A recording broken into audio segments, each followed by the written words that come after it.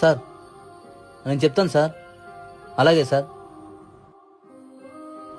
ఏంటమ్మా స్కూల్లో ఎక్స్కర్షన్ అన్నారంటగా, నువ్వు రానన్నావంట. సార్ ఫోన్ చేశారు. నాకు వెళ్ళాలనిపించలేదు డాడీ. చక్కగా వెళ్ళొచ్చు కదే. ఊరుకోమా, నువ్వు కూడా అలా అంటావు.